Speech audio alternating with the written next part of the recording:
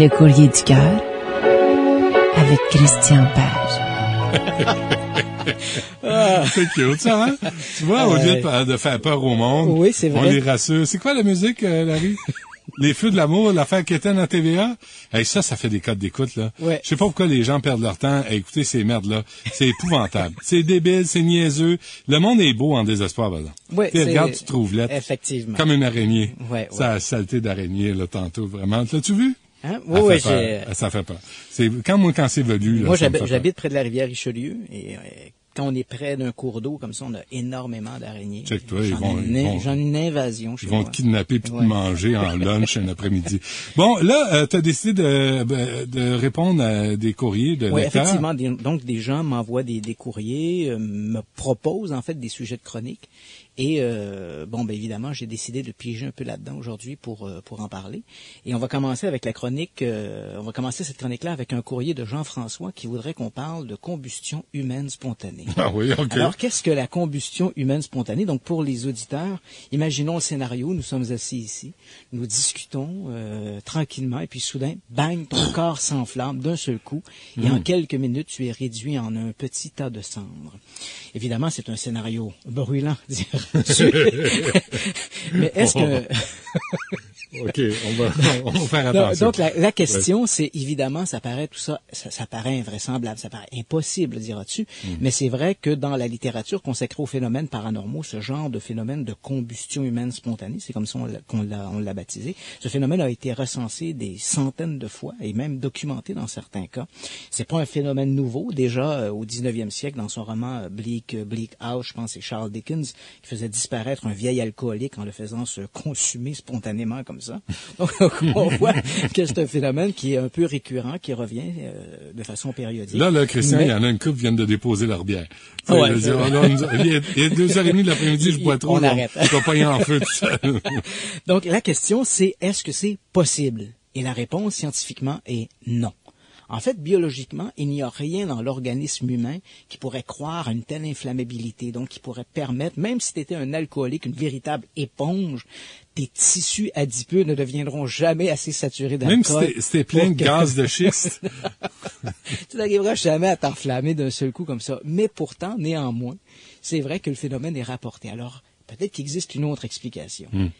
En l'an 2000, le FBI a rendu public toute une série de documents concernant des faits divers variés. Certains concernaient les allégations d'association de Frank Sinatra avec la mafia, l'assassinat de John Lennon. Et parmi ces documents, il y avait un rapport d'enquête qui datait de 1951 du FBI. Un rapport assez particulier. C'était une enquête qui avait été orchestrée, en fait, à la demande du médecin légiste de Saint-Pétersbourg, en Floride. Et le médecin, en fait, avait demandé cette enquête parce que les policiers avaient découvert le corps d'une femme, Mary Razor, et les événements étaient si étranges que le médecin légiste du comté croyait qu'il pouvait s'agir d'un meurtre et a demandé donc l'intervention du bureau fédéral. Donc, je rappelle les faits de cette Mary Razor parce que elle est un peu la pierre angulaire de notre discussion. Donc, on est en 1951. Le 1er juillet 1951, Mary Razor, une femme, une quinquagénaire de 57 ans, reçoit donc sa petite fille en début de soirée. Donc, la dame en question, elle habite un petit pavillon à Saint-Pétersbourg, en Floride. Elle se porte bien, il y a des discussions, c'est agréable, tout ça. Et la petite fille quitte, il est à peu près 21 heures. Le lendemain matin, donc 2 juillet 1951, un postier se présente chez Mme Razor pour lui remettre un télégramme. Il s'approche de la maison, constate que les fenêtres de son petit pavillon sont noircies, et lorsqu'il pose la main sur la poignée de la porte, la poignée est brûlante. Il cogne donc à la porte voisine où se trouve la propriétaire des lieux, et elle, évidemment, constatant les faits, décide d'appeler les autorités, donc pompiers et policiers. Lorsque les intervenants arrivent sur place, ils pénètrent dans la maison de Mme Razor. Et là, visiblement, on va revenir, la photo que tu as devant toi est Mme Connelly, on va revenir à Mme Connelly. Ah, d'accord, je t'inquiète. Donc, Mme Razor, donc les policiers et les pompiers pénètrent à l'intérieur de la maison, et là, ce qu'ils constatent, c'est que visiblement, l'intérieur a été soumis à une très forte chaleur, comme s'il y avait eu un incendie, mais pourtant l'ensemble de l'appartement est assez intact. Un papier, un journal déposé sur une table a jauni par la chaleur. Les objets en plastique, une matière assez nouvelle en 1951, ont littéralement fondu sur leur socle, mais il n'y a pas de trace d'un incendie en lui-même. Les fenêtres ont été noircies par une sorte de suie, mais il n'y a pas ces traces d'incendie. Au milieu du living room, un petit tas de cendres et un pied droit. C'est tout ce qui reste de Mme Razor. Alors, évidemment, personne. Un pied droit. Un pied droit. Donc, tu comprends que pour les policiers et les pompiers... Je pensais que tu allais dire un pied de table. Non, un pied humain. Un pied humain. Et évidemment... Le pied droit de évidemment, Mme quand ça, c'est dramatique, mais évidemment, ouais, ça nous fait rire. Non. Ça te fait rire. Et le rire étant communicatif. Oui, donc, on comprend que lorsque le médecin légiste s'est appelé sur place, il constate les faits et tout ça lui semble il examine le pied. Ouais, il examine le pied.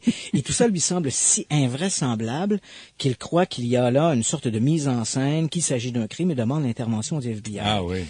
L'investigation du FBI va conclure en fait que Mme Razor est décédée d'une mort accidentelle et que son corps a été littéralement détruit par un phénomène excessivement rare qu'on appelle l'effet bougie. Donc, qu'est-ce que cet effet bougie? En fait, le FBI conclut que Mme Razor, qui était une fumeuse invétérée, se serait endormie avec un article de fumeur. Cet article de fumeur-là aurait mis le feu éventuellement à ses vêtements. Mme Razor se serait sans doute levée pour aller chercher de l'aide, mais malheureusement se serait évanouie au centre du living room. Comme il n'y avait aucune forme d'aération à l'intérieur, le feu est resté concentré à un seul endroit. Il ne s'est pas propagé au reste de l'appartement. Et là, ce qu'il s'est produit, c'est un phénomène, on appelle l'effet bougie, parce que dans le cas d'une bougie, on a la mèche au centre qui sert à garder le feu allumé, et on a la cire et les huiles autour qui sont le combustible.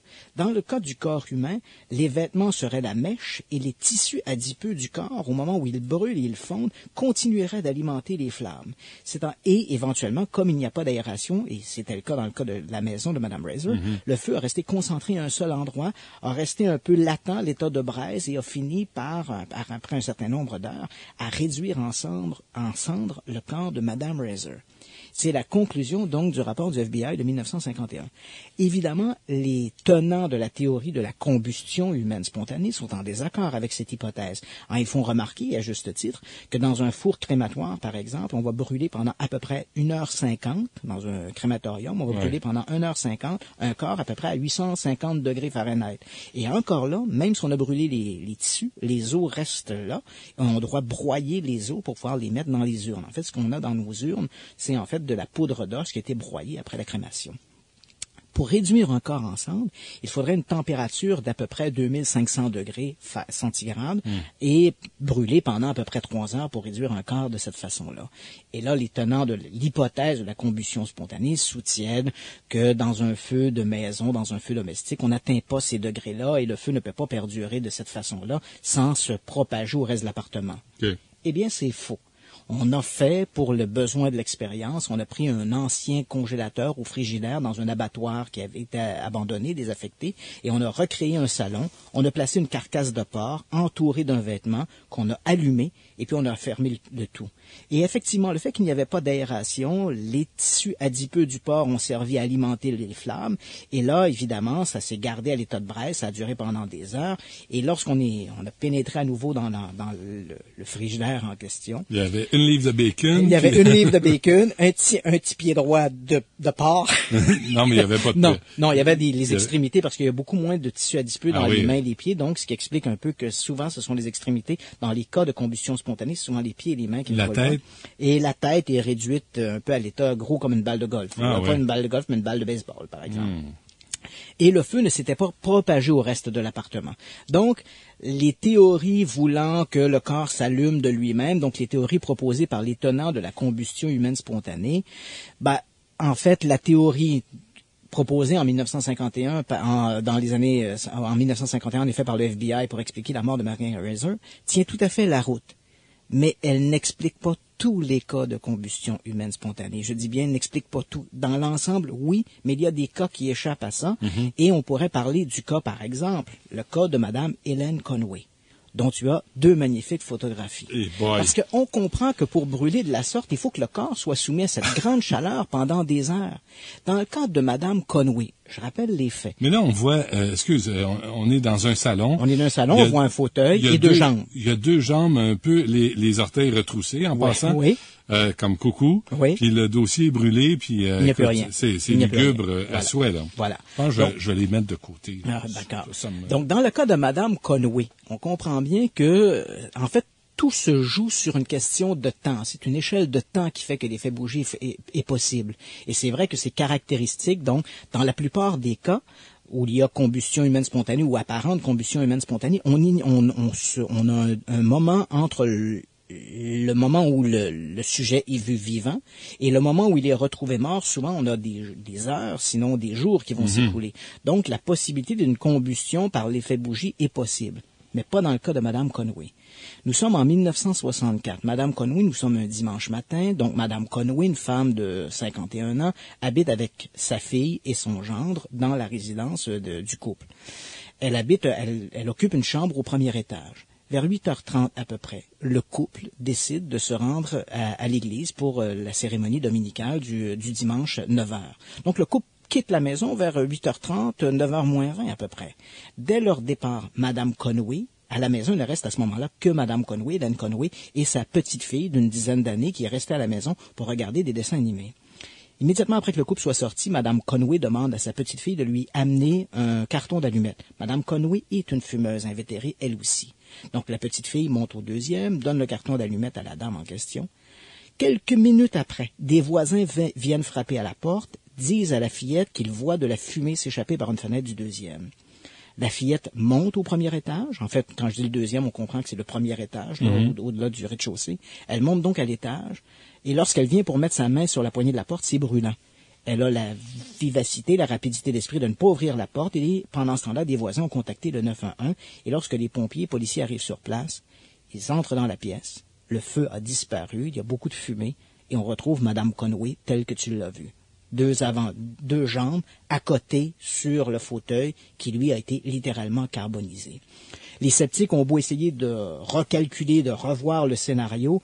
On peut essayer d'égrener une minute ou deux à gauche pour à droite, mais on ne peut pas faire partir le couple à 5 heures du matin pour aller à la messe à 9 heures. On comprend bien qu'il peut y avoir entre 7, 8, 9, 10 minutes, 15 minutes peut-être c'est écoulé, mais on ne peut pas dépasser une fourchette, disons, de 20 minutes. Et 20 minutes, on a beau repenser le scénario comme on voudra, 20 minutes, c'est trop court pour pouvoir réduire en cendres le corps de Mme Conway. Alors, qu'est-ce qui s'est passé? Je l'ignore. Est-ce que le cas de Mme Conway est un des très rares cas véritables de combustion humaine spontanée? Est-ce que la combustion humaine spontanée existe? Elle a flambé. Tu sais, Arthur Conan Doyle faisait dire à son héros Sherlock Holmes, une fois que vous avez éliminé l'impossible, ce qui reste, même improbable, doit être la vérité. On s'arrête là-dessus. Est-ce que ça c'est fini pour la combustion? Donc voilà ce que l'on sait. Humaine spontanée. Ouais, c'est mystérieux, mais scientifiquement, c'est pas prouvé. C'est pas possible, ça semble pas possible. Il y a des cas. Ça me le doute. Ouais, on a la meilleure explication, l'effet bougie, mais il y a quelques cas d'exception qui fait que l'effet bougie ne tient pas la route. Donc il faut trouver autre chose. On s'arrête là-dessus. On revient avec Christian Page après cette pause.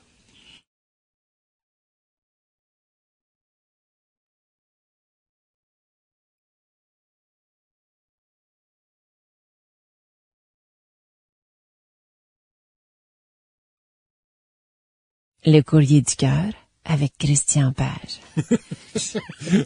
Christian. Non, mais c'est le fun de réagir au courrier des auditeurs, tu trouves pas? Oui, absolument. D'accord. Et il y a effectivement là-dedans des sujets fort intéressants. On va parler dans des prochaines semaines.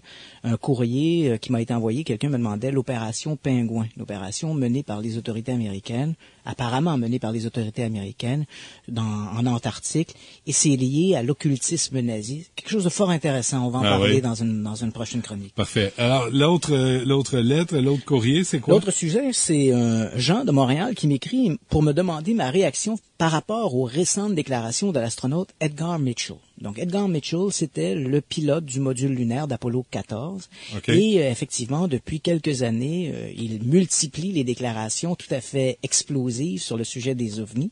On va donc entendre un extrait qu'il a donné récemment à Caring Radio, qui est une radio en Angleterre, où après avoir évoqué la question de la vie dans l'univers de façon exobiologique, là, donc est-ce que oui, il y a d'autres planètes qui existent dans l'univers avec des formes de vie?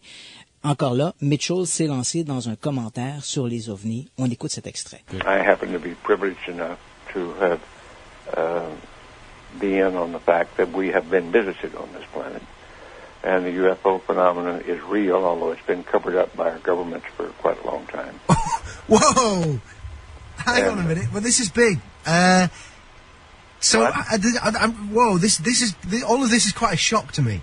Well, I'm sorry you haven't been reading the papers recently. It's starting to open up quite a bit.